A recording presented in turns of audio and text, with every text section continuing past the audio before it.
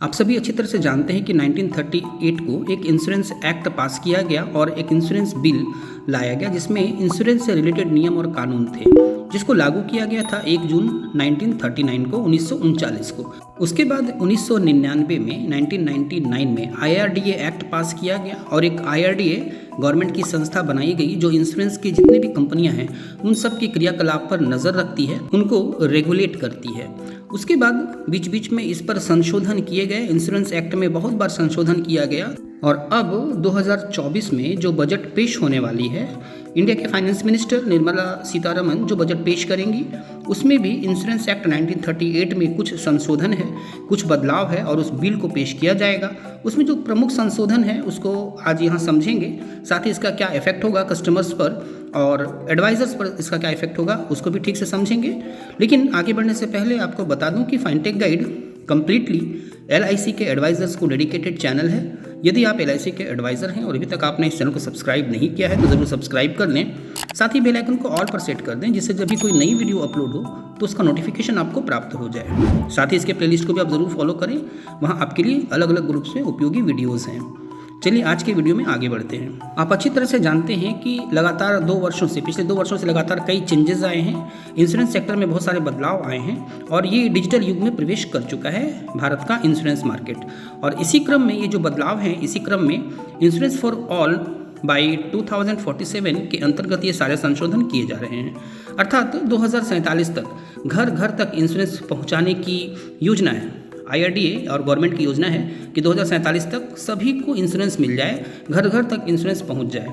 और इसी के लिए IRDA तरह तरह से कदम उठा रही है, भारत सरकार इसके ऊपर काम कर रही है और तरह तरह से इसमें कुछ संशोधन, कुछ बदलाव ला रही है। विशेषकर डिजिटाइजेशन पर विशेष जोर दिया जा रहा है। तो इसी क्रम में जो पहला संशोधन है, यानी जो पहला प्रपोज्ड संशोधन है, वो है IRDA के पावर में, IRDA की शक्ति में वृद्धि करना। IRDA को थोड़ा अधिक पावर दिया जाएगा जिससे कि वो फ्लुएंटली काम कर सके और सभी जितनी भी कंपनियां हैं उस पर विशेष रूप से पकड़ बनाकर रख सके और अपने जो नियम हैं उसको सही ढंग से इम्प्लीमेंट कर सके। तो IRDA के पावर को इंक्रीज़ की जाएगी, उनके बोर्ड और उनके संगठन को और पावरफुल बनाया जाएगा जिससे कि ये ठीक ढंग से काम कर सकें। दूसरा जो इसमें संशोधन है, जो बिल है जो पेश होगा, वो है कंपोजिट लाइसेंस का। आपको पता है कि अभी के समय में जो लाइफ इंश्योरेंस कंपनियां हैं वो केवल लाइफ इंश्योरेंस के प्रोडक्ट ही सेल कर पाती हैं। जो जनरल इंश्योरेंस की कंपनियां हैं वो केवल जनरल इंश्योरेंस की ही प्रोडक्ट सेल कर पाती हैं। स्टैंड अलोन कंपनियां हेल्थ इंश्योरेंस सेल करती हैं। लेकिन जब कंपोजिट लाइसेंस कोई कंपनी ले लेगी तो फिर वो सारे प्रोडक्ट सेल कर पाएगी, यानी लाइफ के जो कंपनियां हैं वो हेल्थ के भी प्रोडक्ट सेल कर पाएगी और जो हेल्थ की कंपनियां हैं वो लाइफ के भी प्रोडक्ट सेल कर पाएगी। तो इस प्रकार से कंपोजिट लाइसेंस प्रदान किया जाएगा। अभी जो एक्ट, जो बिल है, उसके अनुसार एक कंपनी अपने ही सेगमेंट में प्रोडक्ट सेल कर सकती है, लेकिन जब संशोधित बिल पेश होगी और ये पास हो जाएगी, इसमें संशोधन हो जाएगा, तो फिर एक कंपनी दूसरे प्रोडक्ट भी सेल कर पाएंगी। इसी क्रम में आपको पता है कि LIC भी हेल्थ इंश्योरेंस की इंडस्ट्री में उतरने वाली है और वो भी मेडिक्लेम के प्रोडक्ट सेल करेगी और आने वाले समय में कंपोजिट लाइसेंस मिलने के बाद जो लाइफ इंश्योरेंस के एडवाइजर्स हैं वो भी LIC के मेडिक्लेम और हेल्थ इंश्योरेंस के प्रोडक्ट सेल कर पाएंगे। अगला जो संशोधन है वो सॉल्वेंसी के नियम पर आधारित है। अर्थात अभी के समय में एक सख्त नियम है कि एक सॉल्वेंसी मार्जिन रखनी पड़ती है कंपनियों को जिससे कि वो फ्यूचर के ऑब्लिगेशंस को फुलफिल कर पाएँ। अर्थात किसी कंपनी के जब कस्टमर्स डेथ करते हैं तो फ्यूचर में वो इतनी उसके पास संपत्ति होनी चाहिए कि वो कस्टमर्स के क्लेम को पे कर पाएँ, उनके पेमेंट में उनको कोई बाधा उत्पन्न ना हो। तो इस कारण IRDA एक सख्त नियम बनाकर रखा है जिस कारण इनको एक ह्यूज कैपिटल इन्वेस्ट करना पड़ता है, एक सॉल्वेंसी मार्जिन रखनी पड़ती है जिससे कि उन कस्टमर्स को कोई प्रॉब्लम ना हो। लेकिन अब इसमें कुछ परिवर्तन किया जाएगा, इस मार्जिन को घटाया जाएगा जिससे कि नई नई कंपनियां आएंगी और कंपनियों के बीच कंपटीशन होगा तो एक अच्छे प्रीमियम पर अच्छे प्रोडक्ट मिलेंगे। जब कंपटीशन होगा तो निश्चित रूप से इसका लाभ कस्टमर्स को भी मिलेगा और एडवाइजर्स को भी मिलेगा। तो ये सॉल्वेंसी मार्जिन के नॉर्म में भी कुछ परिवर्तन होने वाले हैं जो कि इस बिल में पेश किया जाएगा। अगला जो चेंज है, अगला जो परिवर्तन है वो है रजिस्ट्रेशन से रिलेटेड, यानी इंटरमीडियरीज़ को वन टाइम रजिस्ट्रेशन करना होगा। इसमें अभी जो नियम है उसमें रजिस्ट्रेशन जो है वो 3 ईयर्स के लिए वैलिड होती है और उसके बाद हर 3 साल के बाद रिन्यू करने की आवश्यकता पड़ती है, यानी कि एवरी 3 ईयर्स में रिन्यू करते समय इसमें कुछ प्रॉब्लम्स पेश आती है। लेकिन अब नए नियम के अनुसार जब ये बिल पास हो जाएगी तो केवल एक बार ही रजिस्ट्रेशन करनी पड़ेगी, उसके बाद बार बार रिन्यू करने की आवश्यकता नहीं होगी। तो इससे कंपनियाँ भी विभिन्न प्रकार के झंझटों से बच जाएगी और वो स्मूथली काम कर सकेंगी। इसके अतिरिक्त और भी कुछ अमेंडमेंट्स हैं जो कि इस बिल में पेश किए जाएंगे, लेकिन वो यहाँ उतने उल्लेखनीय नहीं हैं, इस कारण उनका उल्लेख नहीं किया जा रहा है। अब आइए आगे देखते हैं कि इसका क्या इफेक्ट होने वाला है कस्टमर्स पर और साथ ही इंश्योरेंस एडवाइजर्स पर। मार्केट में जब नई नई कंपनियां आएंगी, सॉल्वेंसी मार्जिन कम हो जाएगी, कैपिटल रिक्वायरमेंट कम होगी और उसके बाद जब कंपटीशन उत्पन्न होगा कंपनियों के बीच, तो इसका डायरेक्ट इफेक्ट ये होगा, इंश्योरेंस प्रोडक्ट के रिटर्न बढ़ जाएंगी। इंश्योरेंस प्रोडक्ट में फिलहाल बहुत कम रिटर्न मिलते हैं, मैच्योरिटी अमाउंट बहुत कम मिलती है।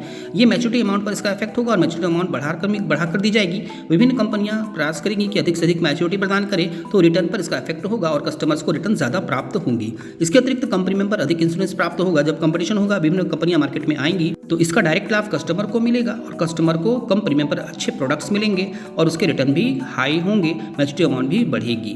सरेंडर वैल्यू और लोन अमाउंट पर भी इसका इफेक्ट होगा। सरेंडर वैल्यू बढ़ाकर दी जाएगी। फिलहाल IRDAI ये रूल लाई है कि सरेंडर अमाउंट बढ़ाकर दी जाए, लेकिन कंपनियों पर भी इसका इफेक्ट होगा और अलग अलग कंपनियों के जो सरेंडर वैल्यू के कैलकुलेशन है वो बढ़ेंगे और हायर सरेंडर वैल्यू कस्टमर्स को प्रदान की जाएगी यदि वो पॉलिसी को बीच में सरेंडर करते हैं।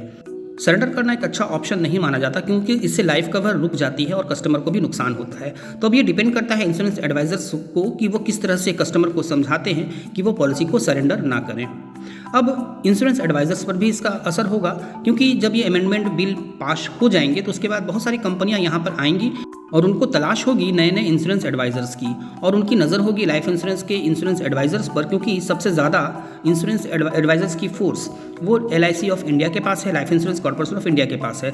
और जितनी भी कंपनियां आती हैं वो नज़र बनाए रखती है कि इसके जो एजेंट्स हैं उसको किस तरह से अपनी तरफ मिलाया जाए।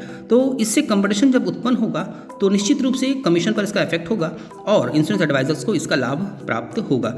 अभी के समय में आप देख लें कि जो भी प्रोडक्ट्स आ रहे हैं विशेषकर सिंगल प्रीमियम में, चूँकि अभी के बहुत सारे एडवाइजर्स म्यूचुअल फंड में भी काम कर रहे हैं, LIC में भी काम कर रहे हैं, तो एडवाइजर्स को जो कमीशन LIC दे रही है साथ ही उसको अदर बेनिफिट्स भी बहुत अधिक बढ़ाकर दे रही है और वो कैश बेनिफिट के रूप में है, जो यदि तुलना करें तो म्यूचुअल फंड में 5 या 6 वर्ष काम करने के बाद उतना प्राप्त होगी जहां एक बार में यहाँ प्राप्त हो जा रही है।